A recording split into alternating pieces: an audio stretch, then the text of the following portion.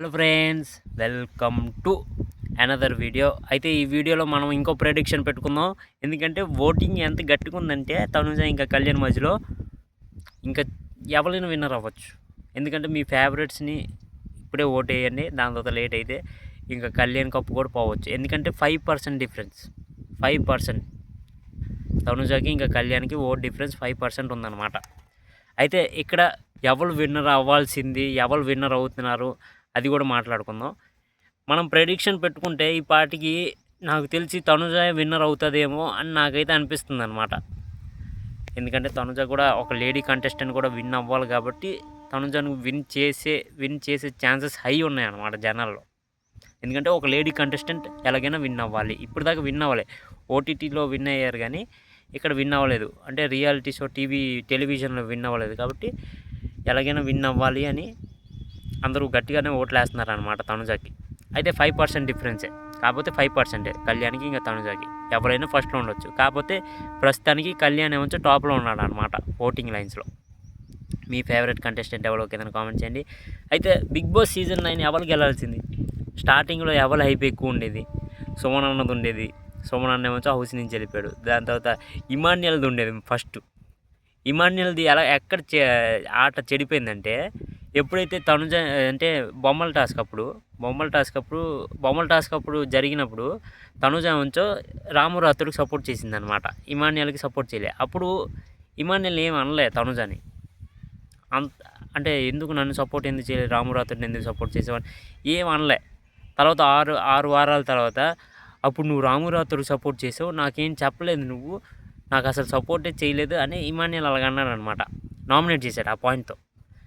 అక్కడ కొద్దిగా ఇమాన్యుయల్ బ్యాడ్ అయిపోయాడు అందరి మధ్యలో, జనాల్లో. దాని తర్వాత కొంచెం గేమ్ ఆడే విధానం బాగుంది ఇమాన్యుయల్ది. అన్ని టాస్కులు బాగానే ఆడుతున్నాడు, అన్ని టాస్కులు గెలుచుకునే వచ్చాడు. కాకపోతే ఆ స్ట్రాటజీలు ఉంటాయి చూడండి ఇమాన్యుయల్లో, అంటే గేమ్ వచ్చేసరికి ఎవరు గుర్తురారు. ఇప్పుడు ఇమాన్యుయల్ ఒక టాస్క్లో అయినా సంజన గారికి ఏదైనా సాక్రిఫైస్ చేసి ఉంటే ఇమాన్యుయల్ ఈ పాటికి విన్నర్ అయిపోడు. ఆ స్ట్రాటజీలు లేవు, ఎలాగైనా విన్ అయిపోవాలి అంటే గేమ్కి వచ్చేసరికి ఆ స్వార్థంగా ఆలోచించడం ఇమాన్యుయల్. ఆ స్వార్థంగా ఆలోచించడం వల్ల గేమ్ సగం పోయిందా అని నాకైతే అనిపిస్తుంది అనమాట. ఏదో ఒక టాస్క్లో వాళ్ళ మమ్మీ అంటున్నాడు కాబట్టి ఆ మమ్మీకి ఏదో ఒక సాక్రిఫైస్ చేసి ఆ గేమ్లో ఎలాగైనా ఆ మమ్మీని గెలిపించేస్తే అప్పుడు ఇమాన్యుయల్ హైప్ వేరేలాగా ఉండేదన్నమాట. అందుకే ఇమాన్యుయల్ గేమ్ అక్కడితో పోయింది. అందుకే ఇమాన్యుయల్ 3rd పొజిషన్లో ఉన్నాడు అనమాట. అయితే డిమోన్ పవన్ 4th పొజిషన్లో ఎందుకు ఉన్నాడు? బాగానే వచ్చాడు డిమోన్ పవన్, కానీ విన్నర్ అయ్యే క్వాలిటీ డిమోన్ పవన్లో కూడా ఉంది కదా. ఇప్పుడు టాస్క్లు అలాగ ఆడుతున్నాడు. ఫైనల్ వీక్ వచ్చేసరికి అన్నీ గెలిచాడు, అన్ని ట్రీట్లు గెలిచాడు ఈ డిమోన్ పవనే. ఎందుకు ఓట్లు పడట్లేదు డిమోన్ పవన్కి? అది అర్థం కావట్లా.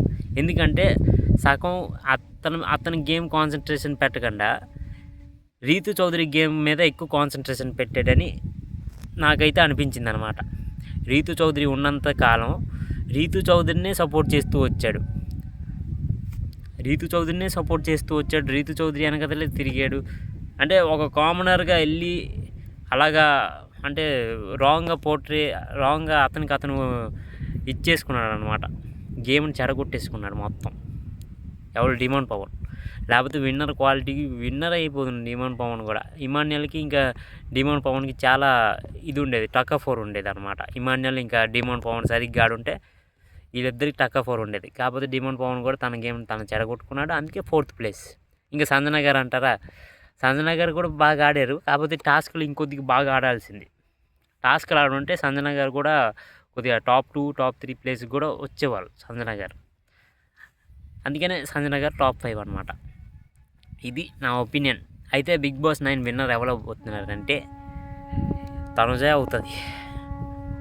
ఎంత టగ్ ఆఫ్ వార్ కొట్టినా ఫైనల్స్లో ఎలాగైనా ఎవరైనా లేడీ విన్నర్ అయిపోవాలని చూస్తారు కాబట్టి లేడీ విన్నర్నే చేస్తారు, తనుజని చేస్తారని నేనైతే అనుకుంటున్నాను. మీరేమనుకుంటున్నారు కానీ కామెంట్ చేయండి. అయితే like, comment, share and subscribe కొట్టండి.